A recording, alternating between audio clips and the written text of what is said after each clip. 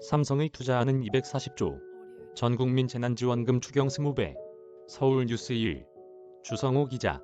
삼성이 24일 향후 3년간 반도체와 바이오 등 핵심 산업 경쟁력 강화에 투입하겠다고 발표한 240조 원은 국내 기업의 투자 계획 측면에서 유례가 없을 정도로 막대한 규모로 손꼽힌다. 이미 앞서 2018년 8월 삼성이 3개년 경제 활성화 대책으로 발표했던 180조 원보다도 33% 이상 늘어난 수준이다.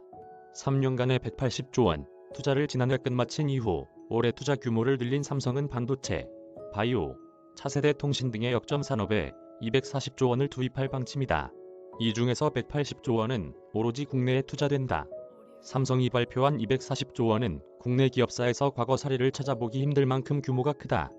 투자가 3년간 이뤄지는 점을 감안하면 삼성그룹은 올해부터 2023년까지 매년 80조 원씩을 투자한다는 이야기다. 240조 원은 단순 비교하면 삼성 최대 계열사인 삼성전자의 1년 매출과 맞먹는다. 삼성전자에 따르면 2020년 연매출은 236조 8,070억 원이다. 사상 최고치였던 2018년 243조 7,714억 원보다는 조금 낮은 수준이다. 영업이익으로 놓고 보면 지난해 삼성전자는 약 36조 원을 쓸어담았는데 이는 결국 6년 이상 매년 삼성전자 영업이익을 모두 재투자에 쏟아붓는 것과 같은 셈이다.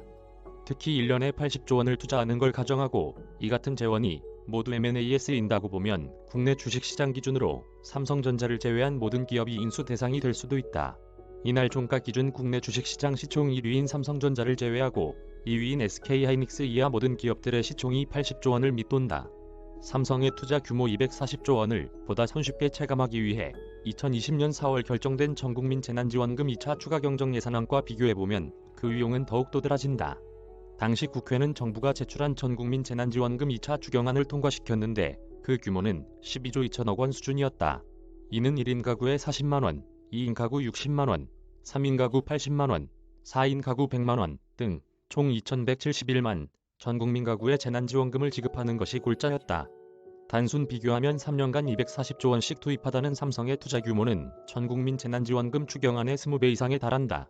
물론 실제 삼성의 투자 과정에서 발생하는 고용 창출과 경제 유발 효과 등을 감안하면 실제 파급력은 추경보다 더욱 클 것으로 분석된다.